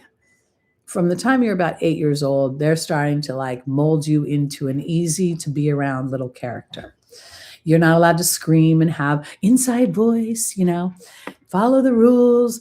So here you may be going through a situation where a lot of the rules and regulations of your childhood, Mercury conjunct Mars, Mercury conjunct Chiron, are coming back into play. And part of it is you being just like, okay, I'm not feeling it today. I may not feel it tomorrow. But in the meantime, I can say, this is okay. This is okay. This is what because this is a timing issue and you can't push timing. This is you not being connected to the idea that you're a child of God. This is God trying to talk to you so you can receive a message. And when you finally receive that message, you will begin to reach again for what is most authentic. I got to tell you, I am a very creative person and I love doing creative projects. But since I became an astrologer, if I sit down to do diamond art or color a book, I feel guilty. When I first started working, I didn't have all these self-made projects that I had for myself. I didn't have all these rules of being productive and putting out stuff. And now I find that after 12 years, interesting, no, it's longer. It's 14. Is it 14 years now? No, 12 years. I started this work in 2014. It's 2026. It's 12 years. That's an interesting number. That I want to be able to feel the freedom of doing diamond art again, or, baking sourdough bread and making my own stock. So there is this weird conflict, and I think you might feel that. But in those moments where you allow yourself the relaxation of the joy of making something that you want to do pleasant. I don't know if you want to make bread, whatever you want to do. I don't imagine y'all sitting in your beds and just sleeping like a depressed person, but I do imagine that some of the more quote unquote frivolous things that humans endeavor need to be nurtured a little more. And then your inspirations will come back. Okay. Have you seen Lulu walking around in the background? Did I tell you she had her teeth cleaned this week? This was the most amazing experience. This woman is a vet. She came to my house for $150. She gave Lulu a little sedative, which was kind of funny because Lulu was playing with a toy. She's shaking her head around, and then all of a sudden it hit her, and she just stopped, and all her legs, like Bambi, went out like this so she could hold her balance. And then she cleaned her teeth with some machine. Zzz, and she even had an extra tooth that was bugging her. She pulled that little guy out and then gave her a little shot. She came back to life, and all for $150. Lickety split. It was awesome. And now she smiles all pretty. Oh, I was going to show you my bread. Can I show you my bread real quick? I got to show you my bread because I'm so proud. Okay. This is my loaf. Oh, isn't she pretty? I was so proud of her, and she tasted so good. All right, on to our Scorpios. Ooh, the Hierophant. This is fun. I know she was really pretty. You should have seen her when I cut her in half. She smushed so nice. I can't wait for this one that I'm making today, because I put a dab of about a teaspoon of maple syrup, and I put about a teaspoon of brown sugar in the original dough mix. So it shouldn't be sweet, but it should give it just a little. So I'm very excited. All right, the Hierophant. The Hierophant is a beautiful energy. I think of it as Jupiterian, but it's also has a Taurus feel to it. This is all about your connection. When we look at this character in this deck, he has this crown of stars, and as he touches I guess it's a labyrinth, and the dove of peace, he's activating. His activations come through his connection to spirit. And then he is protected with the bear, and all of the resources that he needs to create wealth are here. And we see this all on the backdrop of ice and of what appears to be obstacles. This is Chiron's biggest message this week. As Chiron comes into a conjunction at 27 degrees exact this week, that 27th degree is a very spiritual degree of being able to discern between my human mind and the information I've been taught, and my ability to understand my intuitive knowing, and an ability to marry the two, or to allow them to ebb and flow. One is not better than the other, that they work somehow in concert. So let's see, Scorpio, where we're going, because this is your moon as well. And that moon is one powerful awareness. I really think it's like an awareness of a psychological imprint that you don't even realize you have. Like for me, I've spent most of my time thinking I was the good guy and they're the bad guy.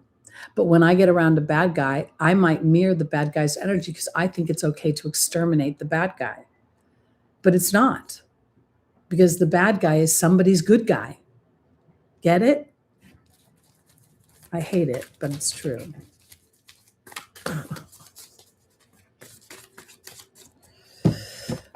Exactly, Lucy. Thank you. All right. Incoming, Scorpio. Now that you've asked God and the angels for help, be open to receiving, Fiona says. It's going to come through an epiphany. Here's Chantal, the angel of love. Ooh, and the angel of marriage. Wow. And finally, Opal. So yes, definitely relationships is going to come up for you. So during the Scorpio full moon, Venus in Gemini is one of the legs of the yod, and then Saturn. So you don't even have to be in a relationship for something to come up. It could be an emotional history that comes up. But I want to tell you something weird.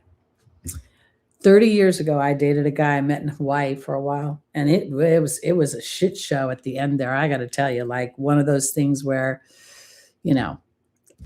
anyway, it was not good. Physical, I got a black eye. I'll just put it that way. Out of nowhere, I got a text this week. Hi, remember me? I'm like, what? And apparently this person was going through their parents' home or their home in their state and cleaning things out, and found a postcard I'd sent them from 1994.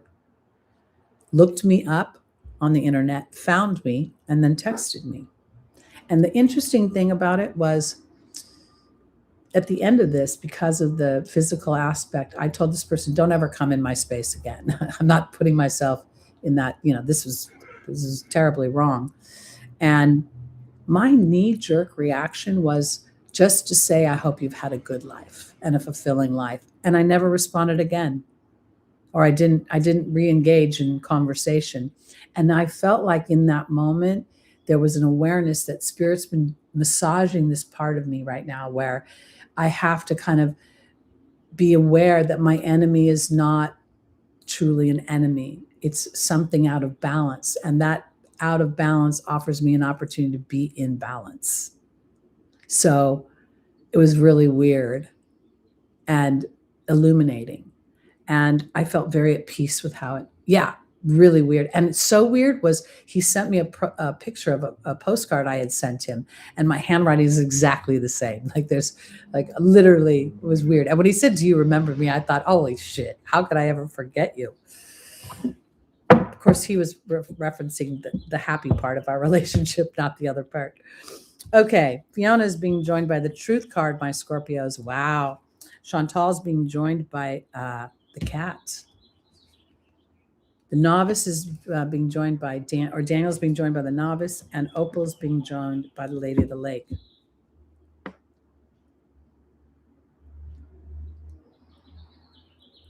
Do you forget you and that hand you used to touch? I think that's the little sarcasm there, right? I knew you were trying to be funny. I knew it. I didn't quite get the punchline, but I knew you were trying to be funny. Okay, Scorpio. This new moon or this full moon is literally, and it's at 11 degrees. Did I mention that as well? 11 degrees, the master number of thought. It's also a Uranian energy because it's got that 11th house epiphany. The Hierophant is going to illuminate something about your belief system and how well you connect truly to yourself. And when I say yourself, I mean your soul self, what you know on the inside. Scorpio, I love Scorpio, but Scorpio out of balance is like hit first, ask questions later. And I think that's part of what we're going through, is that you're going to be tasked to look at where your history has you react a certain way, regardless of the other side. Because here's the epiphany. Now that you ask God and the angels for help, be open to receiving the truth. And sometimes we feel completely justified in how we're behaving because we see or smell remnants of a behavior that triggers us. But that doesn't necessarily mean that the behavior is at the same place it was before. And sometimes our job is to touch into our own magic and to check our own belief system. Because if we start to truly connect that we are co-creators, because this is what I'm thinking. If I'm a co-creator of every aspect of my life, how the hell did I co-create this guy from 30 years ago that I said, don't ever come to my house again, don't ever contact me again, you are not a stable individual, and I don't want nothing to do with this. I walked out with a black eye and an embarrassing black eye, because it was not like a little black eye. It was where it was very clear what happened. So now this comes back, and my instinct was not to be like, oh, I remember you. Blah, blah, blah, blah, blah. My instinct was actually to be a peaceful person. I was surprised, okay? Because Scorpio, somewhere you're getting an opportunity to come into a renewed version of yourself. This is this cat with the 9 lives coming up to actually implement something that's more authentic with you when it comes to how you process your romantic life. And you are working through marriage. Daniel, the angel of marriage, is never really about marriage and running off into the sunset. Daniel's about your history and relationships and how it affects your ability to interact and compromise with another.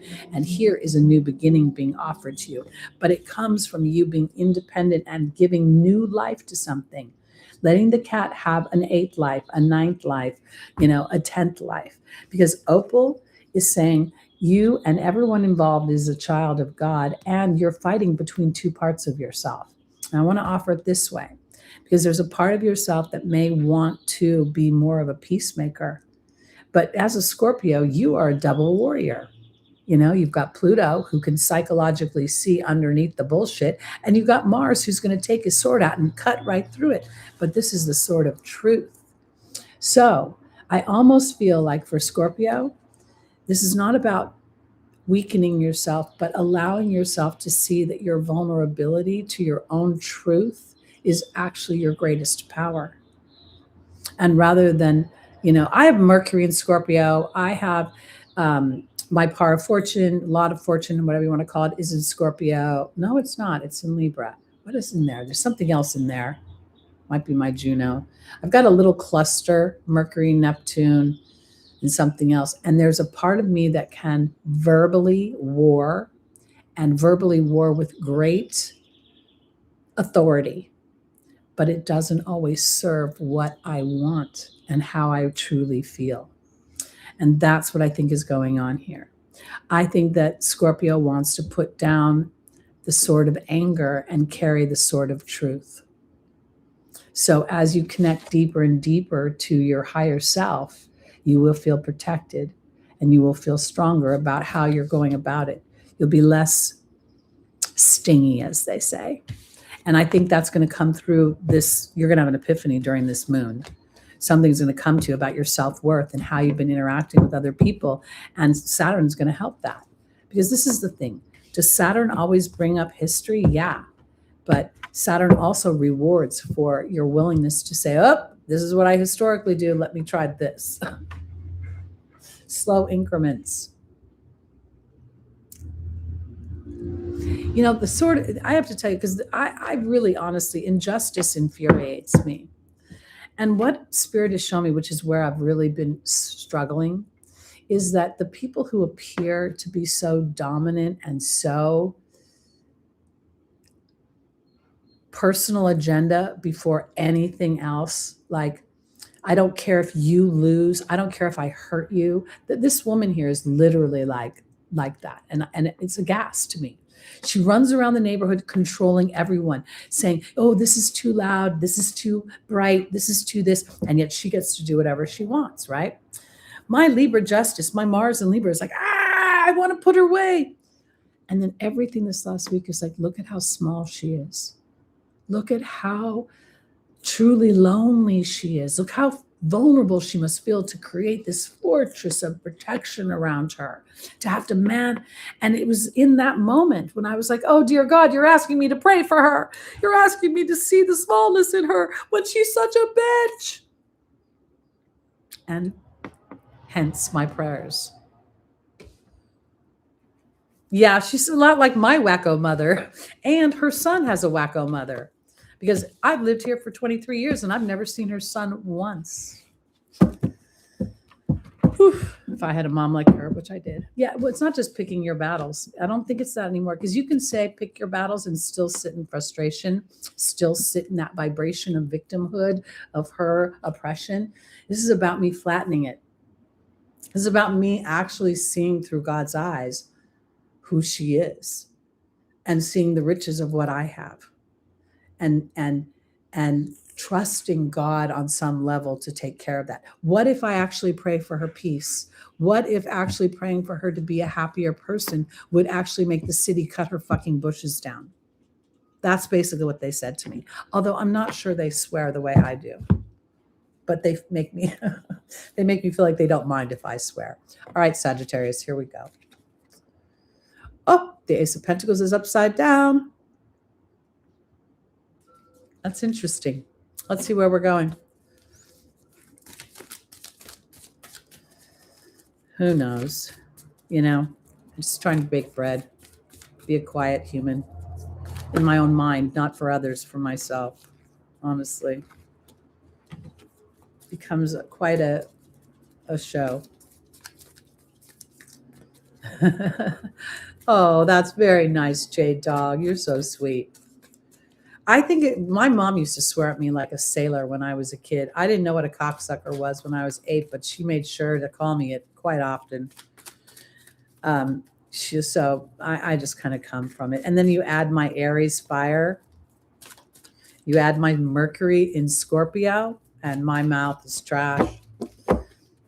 I mean, I don't use the C word very often, so that's good. Okay, I think the F word is the best word ever. And I'll tell you why, because you can use it in so many ways. You can use it when you're happy. You can use it when you're sad. You can use it when you're mad. I mean, it's all about inflection, right? But words do matter, but vibration matters. The vibrations of the words matter, because that's where the F word becomes so universal. Because when you're so happy, that F word is actually calling forth more happiness. I'm so fucking happy. And then you say, I'm so fucking mad. You know, that's the vibration. All right. Queen Leo, I love it. Yes, Lucy. All right. On Sagittarius, here we go. Celeste, a new home or place of employment is coming, or a change in the way you're thinking. Francesca is upside down. So this is about focusing on what you want. Seraphina's upside down, and then Grace and Antoinette. Okay, something's taking some time for my Sagittariuses. Something's not quite rooted in the earth yet. Yes, I totally got that. So is Lucy. I got everybody like cheering. Oh, she is really something, I'll tell you. And really, there's never ever going to be a piece. Like I came to the conclusion that I've been actually feeding her because she loves to fight. So my spark is giving her something to fight with. I got to take it away. I got to be like. So the other day, I was took Lulu for a pee, and she saw me across the alley, and she literally cackled, laughed like at me, and I just pretended I didn't see her. I just pretended I didn't see her. Okay, Celeste is being joined by the Burden card, Sagittarius. Francesca is upside down, being joined by the Owl. Serafina is upside down by the Love card. And then Grace and Antoinette is being joined by the Perception card.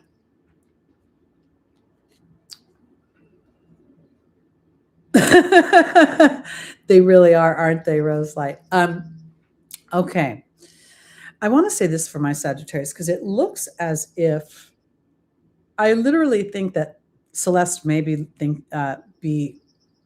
on face value. You might be trying to make some sort of move, some sort of change, some sort of expansion. Again, your ruling planet is in Cancer, the sign of home. You may be thinking about literally moving your home, looking for a new job, but nothing's coming out. Nothing is working. Because the Ace of Pentacles is upside down, so something's not ready to be rooted in. The Burden card is with Celeste, so the timing is off in some way. You may be getting discouraged. That's what the Francesca being upside down is about, negativity blocking your progress. But I think what you'll end up finding is whatever is not getting rooted yet will turn out better than you think. Because in the angel's advice, there might be a potential, Jupiter has a tendency to overlook the details of things because it's always so broad and expansive.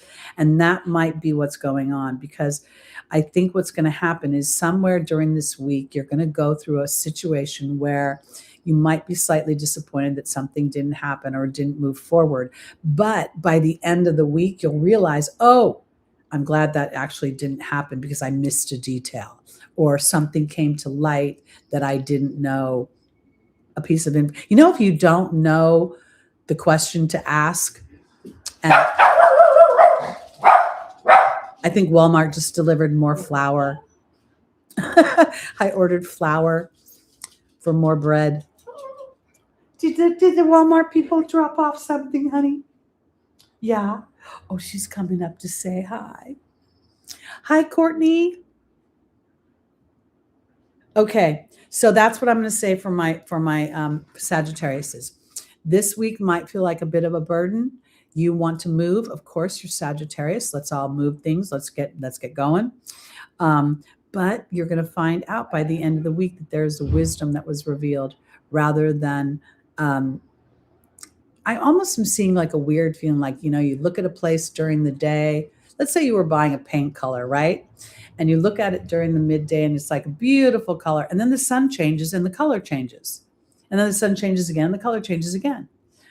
And you're like, wow, if I would have known that, I would have done da-da-da instead. That's what I think is going to happen. So be gentle with yourself if you feel a little frustrated. And again, with Mercury coming into conjunction with Chiron in Aries, for Sagittarius, that's your 5th house. So it may have something to do with your personal creative expression and not being able to necessarily expeditiously move your story forward or get what you want done. But again, quality over quantity. That's what I'm going to say. Okay, onward and upward. I want to run and see if the flower's there. Give me 1 second, just because I don't like to leave things out on the patio for very long.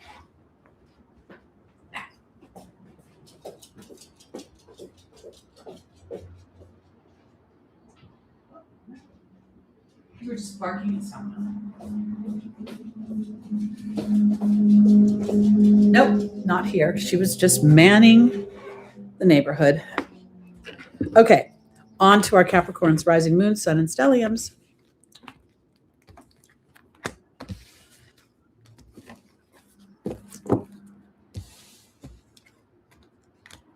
All right.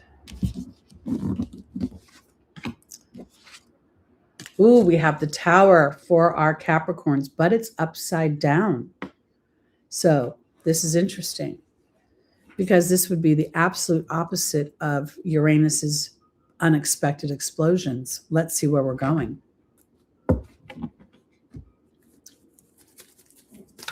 Ooh. Courtney, is this your first time in our room? Or is this a different name? I'm not sure I remember the Courtney Fellowship Oddballs. But welcome.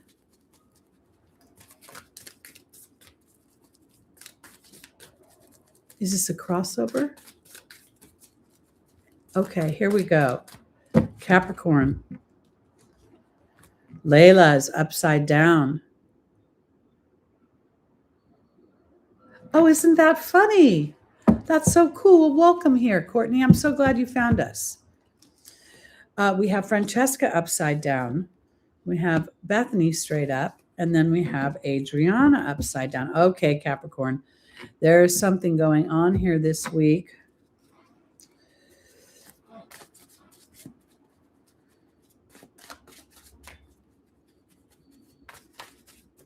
I'm going to look real quickly at my cheat sheet. Scorpio is your 11th house. I'm wondering if this has something to do with the moon cycle this week. Whoa. Because when I look at this, the tower, would almost, when we're looking at it upside down, there's almost like there's not a change. Something unexpected is not happening. The crown is not being blown off of its throne. And yet, when I look at this, I almost feel like Spirit is saying, don't spend time alone. Focus on what you want. We're not necessarily leading you anywhere as much as we're asking you to recalibrate your own wants and desires and start to move that direction. With Layla being upside down, it's about spending time in nature and talking to God. And I think God is literally saying, you're already protected. The thing about the Capricorn energy is it's really kind of getting a 1-2 punch, because when Pluto moved through Capricorn for 10, 15 years, it was breaking up a lot of those old structures that were limiting and restrictive. Now it's moved into your second house of money and skills.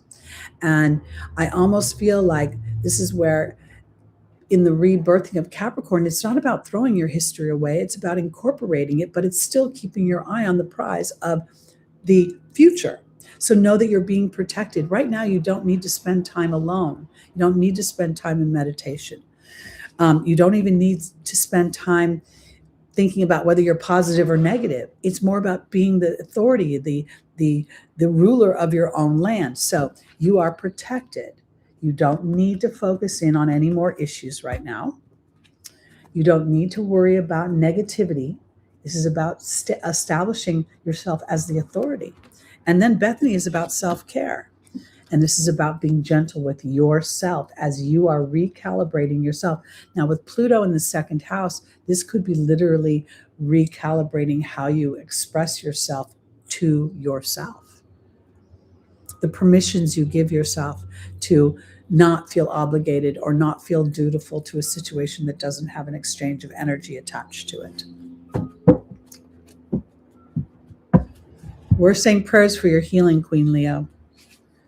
And then Adriana is saying, Adriana's upside down. So often it's about being led somewhere. But here, we're not talking about Spirit leading you. We're talking about you being an authority of your own expansion. And here's the B card. The B card is victory, but it's victory through my awareness of my being energy.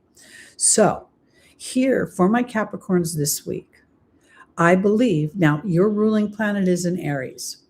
I believe that when Saturn is Aries, it's in favorable energy, because this is where we slow down, we get into the war room, we start strategizing about our adventure, what we want to create, what we want to build. And this here to me is saying you don't necessarily need to worry about unexpected blindsides. That now is a time more to trust that you're being protected, to start to anchor into being the authority of this is where I want to go, and to be gentle with yourself as you switch lanes on some people who are used to you being another way, and that to be very mindful of your being energy as you walk through this week.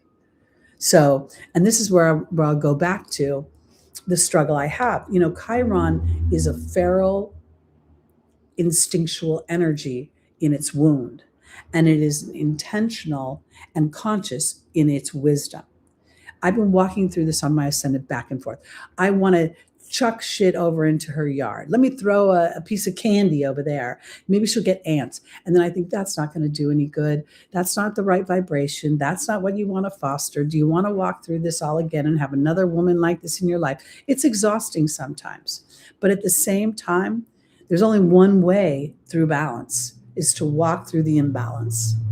So the imbalance is in my brain, fighting my feral instincts. And sometimes our feral instincts are to be like a creature a turtle. I pull into my shell and I hide.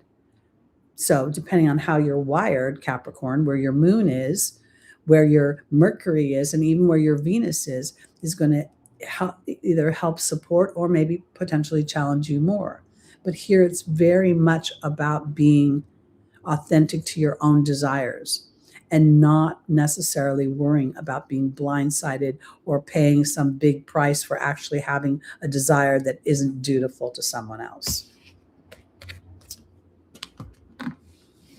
I think we have quite a humorous group of people in our weekly meetings. I think we're all quite witty. I mean, I'm a smart girl. I only think I attract smart people over here. And has been my experience for the last, 8 years or so. Okay, are we on to our Aquariuses, rising moon, sun, and stelliums? Oh, the Seven of Swords. In this deck, it's very interesting to me because this can be a card of deception. But here in this deck, it's depicted as we see the young deer, the young stag, reflected in the water, not being able to see the growth, not being able to see the expansion that's represented by the antlers or these huge, circling the moon.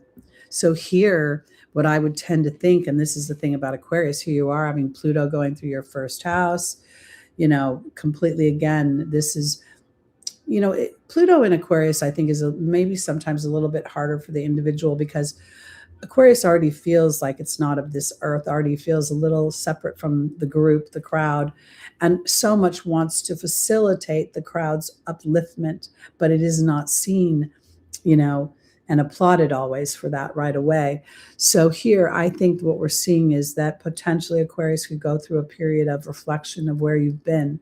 We see in this 7, there are 3 swords that sit above the water and 4 that sit beneath it.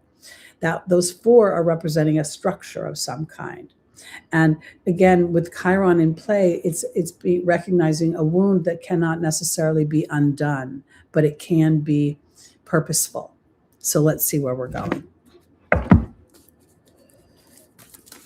then we'll do our Pisces and our Aries, and we'll be done for the day. Okay. Archangel Gabriel is all about security and about communication. Sonia is all about your deceased loved ones. Adriana is upside down. And Maya is here.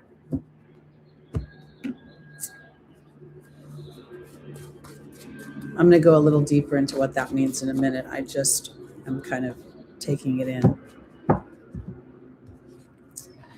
Okay, Archangel Gabriel's being joined by the Wealth card. Sonia's being joined by the Novice. Adriana is upside down, being joined by the Deer. And Maya is being joined by the Focus card. Okay, so for Aquarius, this is a week of reflection.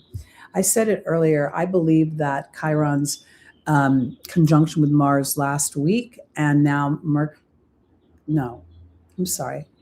Mercury's conjunction with Mars last week, and Mercury's pending conjunction with Chiron this week is having people really thinking about their childhood. For some reason, Mercury is really coming through like childhood memories and who I hung out with and how I was raised and was I celebrated, was I contained. Oftentimes when you have a strong child, a strong energy, Scorpio, Aries, people are trying to contain it. So here for my Aquariuses, the Seven of Swords is showing me some reflection, and the stag cannot see the leadership that has grown. It's only really being able to see where it has been. And this moon that sits right between at the apex on some level is telling me that this full moon this week in Scorpio is somehow going to task you to move into the future versus brooding about the past or holding yourself hostage to the past. Because when you recognize that you don't need to be insecure, that your thoughts are things, this is where you start to broaden.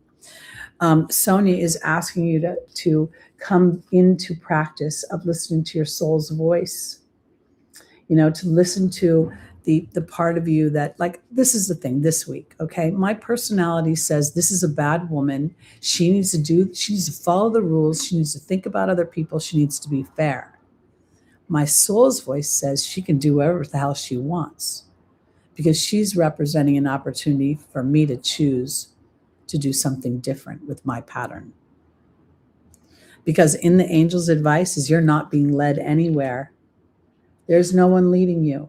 This is about standing and being aware of whether or not you're fostering gentleness and diplomacy for yourself.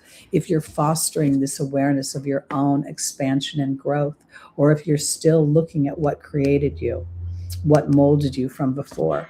Because Maya talks about schooling and education, and there's the focus card, which leads me back to the Seven of Swords saying, am I going to focus on moving forward and how I've evolved and how this, or am I going to anchor myself into that feeling, always feeling like the oddball, always feeling anxious and nervous, always feeling separate?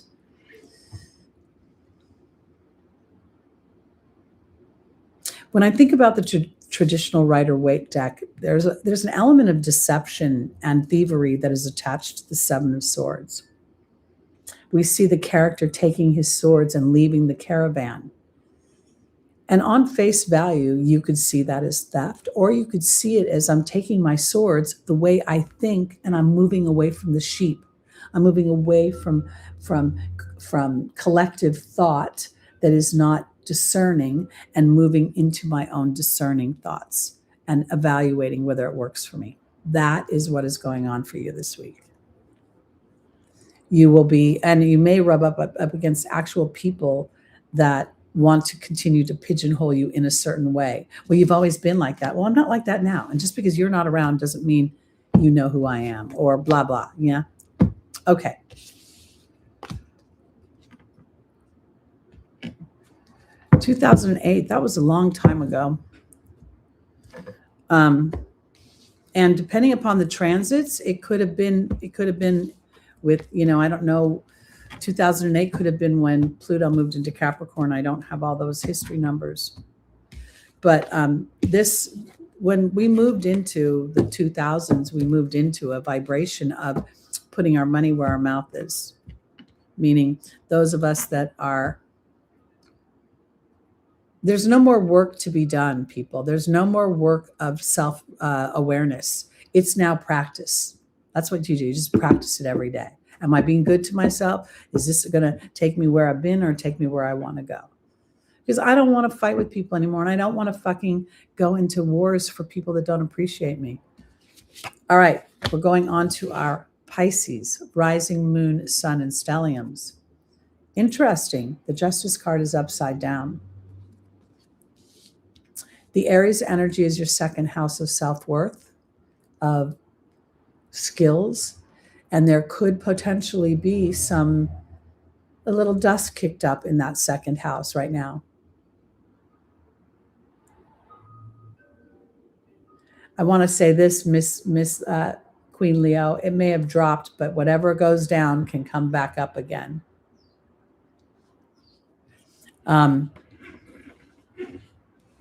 Because I want to say this, there was a weird feeling about that, like you were giving up a lot of your life for that, whatever that household was producing. All right, Pisces, the Justice card is upside down. The Justice card rules Libra, but oh my goodness gracious, look at this. The Justice card is an 11. The 11 is the degree of the Scorpio full moon, which is then going to trine your house. Scorpio is, I believe, your here. Hold on, I have to look for Pisces. There it is. Your ninth house of beliefs. Wow. And expansion. Okay. We have Bethany, the card of self-care. We have Serena, the angel of abundance. We have Shanti, the angel of peace and tranquility. And then we have Opal, all straight up. That is a big dwindle there. That's a big dwindle. That's a shift. That's a shift. And probably more than anything, it's probably a shift in manifestation, because what goes down can come back up. Money is a vibration. I don't look at those kind of numbers, I'll tell you honestly, because those are the kind of things that trigger me. So when I started to feel a dip in my income, I stopped keeping track of my income. Isn't that scary? But when you keep track of things going down, that focus is not good. It puts you in a more and more of a wobble. All right, Bethany. Oh, the focus is on self-care this week. Serena is being joined by the Lady of the Lake. Shanti is being joined by the King. And Opal is being joined by the restriction card. Okay, Pisces, I'm going to say this, and I'm going to say it straight up. This Justice card upside down is not about balance. It's actually about partnerships, and it's about putting partnerships over here while you take care of you. So that natural tendency to be so compassionate that I will stop everything that I made time to do and get done today so I can tend to whatever your issue is going to be not working this week. This is all about you. This is all about you. And I'm going to tell you that this is the way out to the other side, because this Justice card is saying things haven't been balanced or fair. They haven't been give and take. There's not an even exchange of energy. Serena, the angel of abundance, and the Lady of the Lake, look at the fight you have between your head and your heart. It's very easy to say, oh, I'm supposed to take care of other people. That's what good people do. I'm not that important. No. Your peace comes from being the king of your own land, taking the authority, because this is where you will have more power to be there for other people. Opal is saying that you are restricting your God-given right. Your God-given right to feel somehow this week. I want to say, no matter it doesn't have to be a one-on-one relationship. It could be in how you're giving yourself permission to be creative, how you're creating balance in your life between the outside stimulus, whether it be people, place, situation, and what your inner wants and desires and needs are. And I want to offer this too, because I think it's in direct relation somehow to the activity in your second house. And if for some reason Chiron and Mercury end up being part of your third house, which is very possible, okay? Because we're looking at, we say this is in whole sign, but in Placidus, I think it's important to see the house have a sign change, because there's growth there. So there's a feeling of, again, being aware that of a wound that comes from childhood that cannot be changed. But when I focus on myself, I can then create my own peace, my own sense of harmony. And I very much think a lot of that has to do with putting yourself as a priority in some way. You can go your own way. Go your own way. You can call it another lonely day. Okay, I won't sing anymore. We'll go on to our final sign, Aries. I know those formative years, they don't leave. And then, that point of attraction gets there where you start believing everything, and then, then the experiences support that. Well, look, this is what's happened. I mean, I've been told that I was hostile since I can even remember. And I don't know that I'm hostile. I'm just very intentional about what I want, and I don't back down. Okay, here we go. Final sign of the day. This is our Aries. The Wheel of Fortune, and it's upside down. All right, let's see where we're going.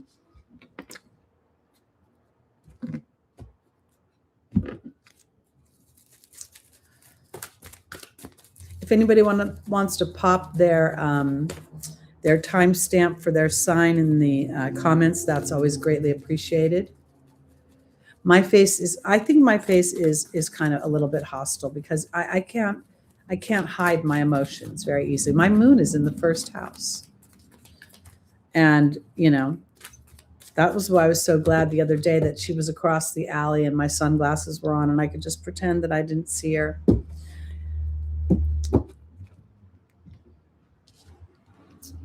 Well, I want to offer this. I think that the way the world is right now, um, it's also what we see. We're seeing the lower parts of ourself before we're seeing the higher vibrations, because spirit, in its infinite wisdom, wants us to feel the contrast and then make intentional choices.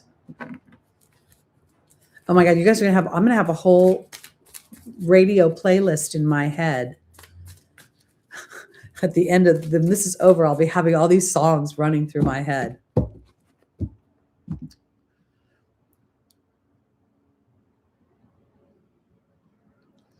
That's a great way to put it. Seeing the past versions of ourselves is not about marrying ourselves to those, but allowing those to expand. So Aries, with the Wheel of Fortune being upside down, Maya is about schooling and education. Crystal's saying have faith and hope, there's more on the horizon. Mystique is saying do not charge ahead. And Ariel is saying you're not connected to spirit.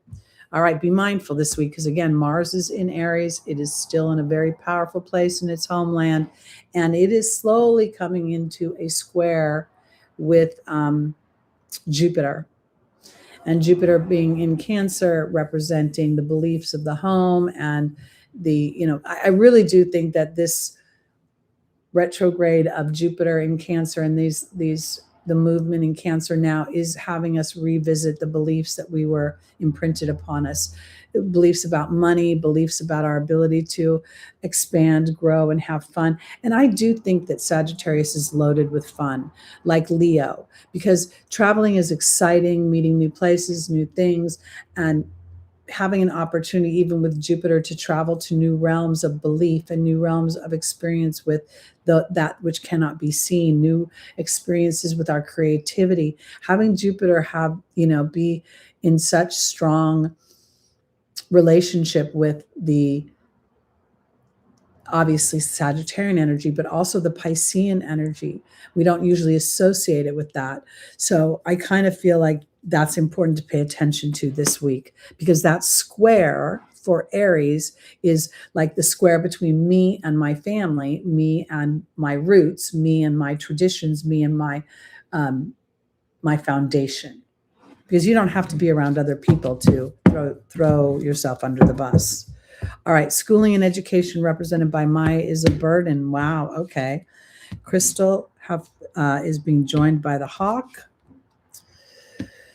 Mystique is saying not to charge ahead, and then we have the letting go card.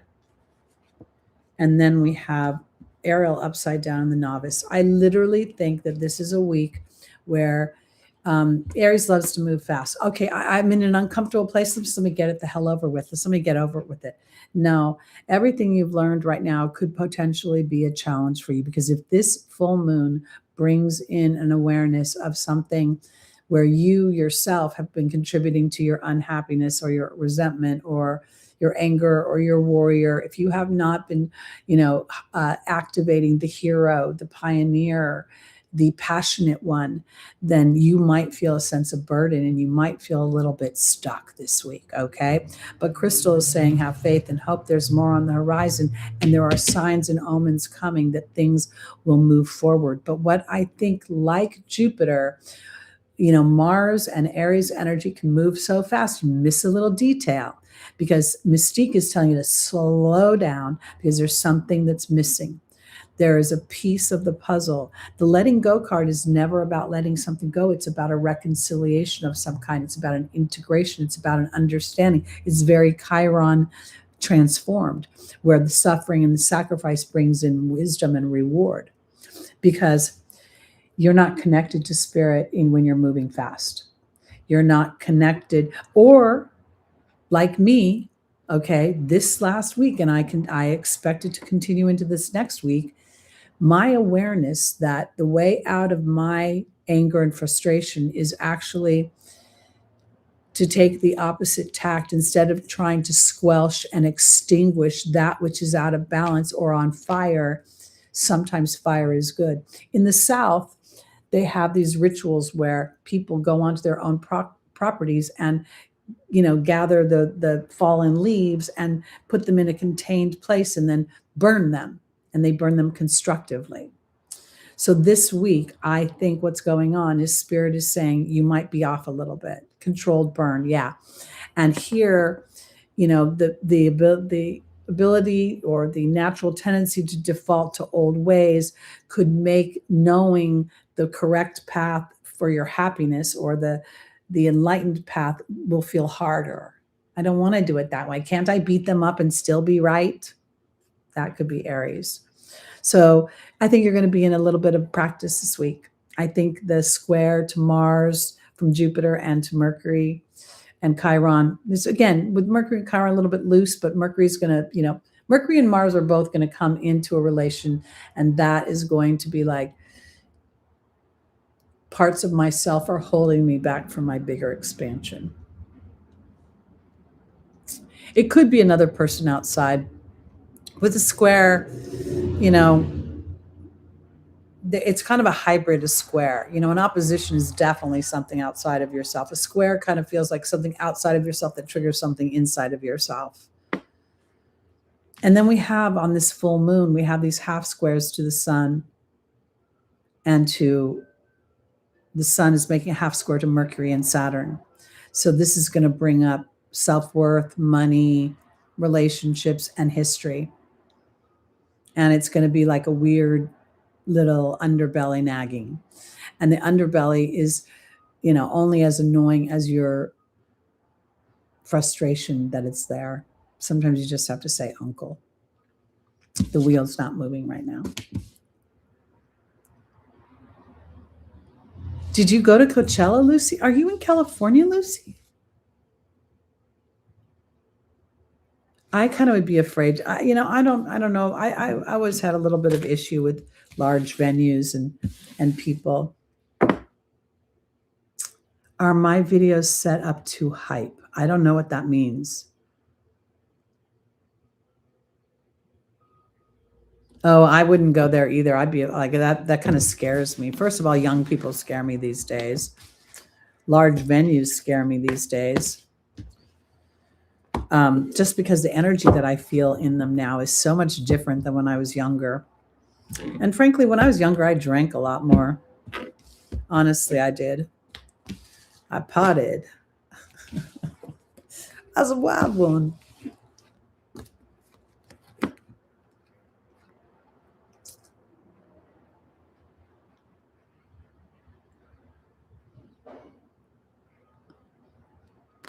I know a client who used to go every year, and frankly, I don't like to be around people who get high anymore. And I think Coachella is just a big fucking drug fest with music, to be honest with you. People are just high, high, high. I don't like to be around people that are high. This makes me feel sick.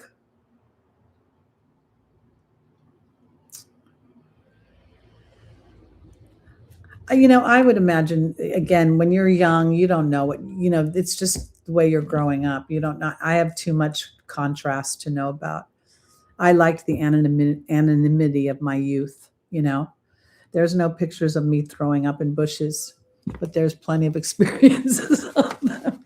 I love music too, but at this point, I'd rather go to the Rose Bowl. Honestly, Coachella, I don't know, the group chorale setting. I'd rather have like a box seat at the Hollywood Bowl and bring a little meal and maybe a bottle of wine to share and have a civilized experience. That's more my style. And it's not just because I'm older. I liked that when I was in my 30s and 40s as well. Yeah, I haven't been out and done anything like that in a long time. I should probably venture out and get a sitter for our little Lulu, and because I really do enjoy music so much. So, all right, everybody, that's it for this week. We'll be back next week, and then we're going to take Mother's Day in the United States off, which I believe is May 10th. So I haven't done anything. I went to the market yesterday and everything was $6.99. Everything. You cannot, and I only bought 5 items and I feel like I spent $60, $70. It was ridiculous. That's why I can't look at money right now because it's going to freak me out. What did you say about my sourdough?